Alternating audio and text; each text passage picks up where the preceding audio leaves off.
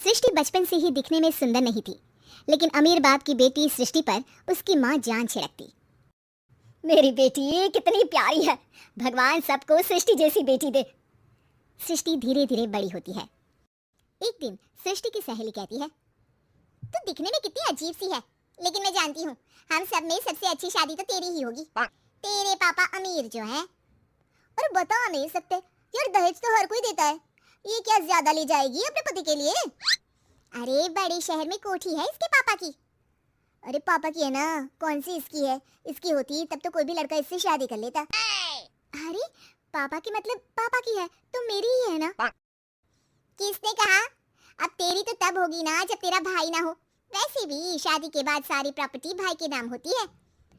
सृष्टि समझ जाती है कि उसे किसी भी हालत में माँ बाप की सारी प्रॉपर्टी को अपने नाम करना है, लेकिन कैसे? एक दिन सृष्टि का भाई शीनू कहता है, बहन क्या कर रही है? तुझसे एक बात करनी है। अरे हाँ हाँ करना, मैं तो तेरी बहन हूँ। बहन मेरी लाइफ में ना एक लड़की है, बहुत अच्छी है। मैं सोच रहा हूँ माँ और पापा से बात करूँ शादी के लिए। सृष्टि को समझ में आ जाता है कि भाई की शादी होते ही भाभी उसे एक दिन भी घर में बर्दाश्त नहीं करेगी।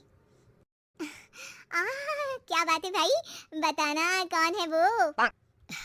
यार वो बहुत अच्छी लड़की है, पढ़ी लिखी है, मेरे साथ जॉब भी करती है। बस एक प्रॉब्लम है। प्रॉब्लम? क्या प्रॉब्लम है भाई? यार वो शादीशुदा है, लेकिन उसके पति ने उसे सिर्फ इसलिए छोड़ दिया क्योंकि उसके माँ बाप दहेज नहीं दे पाए। सृष्टि ये सुनकर न जाने क्यों खुश हो जाती है। अरे भाई तो क्या हुआ, लड़की तुझे तो पसंद है ना? शीनू को लगता है कि बहन उसे समझ रही है। वो इस बात से अनजान होता है कि उसकी बहन की मंशा पूरा घर हड़पने की है। सृष्टि अपनी माँ से कहती है, मम्मी मुझे तो बहुत चिंता है, पता है शीनू क्या कर रहा है? अरे क्या कर रहा है, वो तो काम पर जाता है और वापस घर आता है।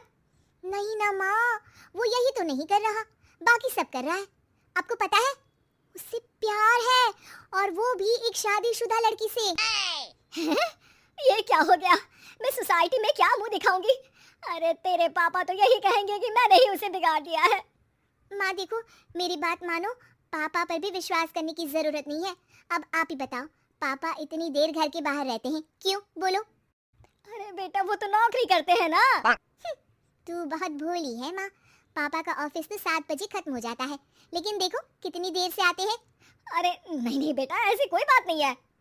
सृष्टि माँ को एक औरत से बात करते पिता की फोटो दिखाती है। देखो माँ कैसे हैं पापा, मैं ना कहती थी कि पापा सही नहीं है। मैं तेरे पापा से बात करूंगी, दे फोटो मुझे। ओ माँ वो तो डिलीट हो गई। लेकिन चल तूने तो देख लिया ना, पापा से बाद में बात कर लेना, और हाँ मेरा नाम बिल्कुल मत लेना। हाँ माँ। अब क्या था, सृष्टि की माँ और पिता के बीच झगड़ा होना शुरू हो जाता है। सृष्टि के मन में क्या चल रहा था कोई नहीं जानता था। एक दिन, माँ सृष्टि के लिए एक लड़का देखा है, वो लोग शाम को उसे देखने आने वाले हैं।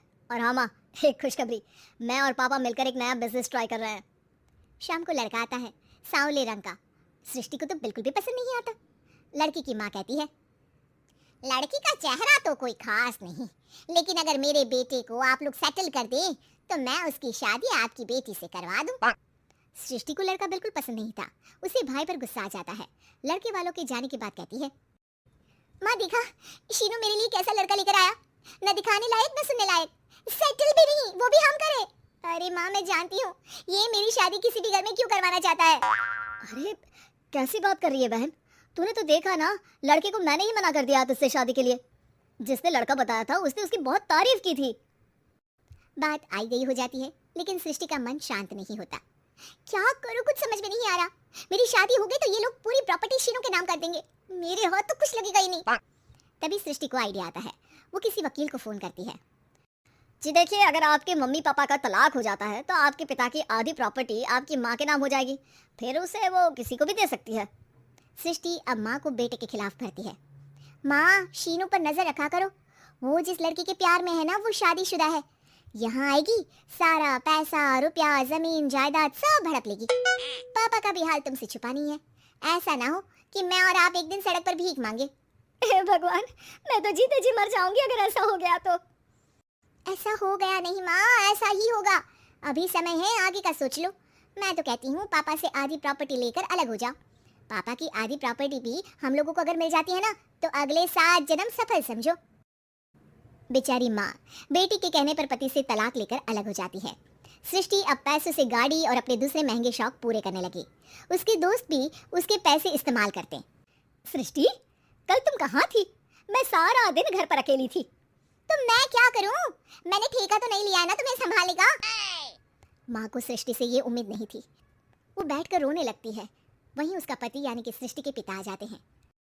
मैं जानता था कि तुम्हारा यही हाल होगा, तो आपने मुझे रोका क्यों नहीं? मैं रोकता तो तुम रुकती क्या? सृष्टि के कहने पर तुमने मुझ पर अपने बेटे पर शक किया, लेकिन तुम ये भूल गई कि कैसे हम दोनों ने मिलकर जीवन में इतना सब खड़ा किया। माँ पति के गले लग जाती है। मुझे माफ कर दीजिए, मैंने आपकी कमाई का एक बड़ा हिस्सा गवा दिया। कोई बात नहीं, तुम साथ हो तो मैं ऐसी 7 प्रॉपर्टी खड़ी कर दूंगा। तभी वहाँ सृष्टि आ जाती है रोते हुए। माँ, मयंक ने मुझे छोड़ दिया। वो बोल रहा था जब तक मेरे पास पैसे थे तब तक ही वो मेरे साथ था,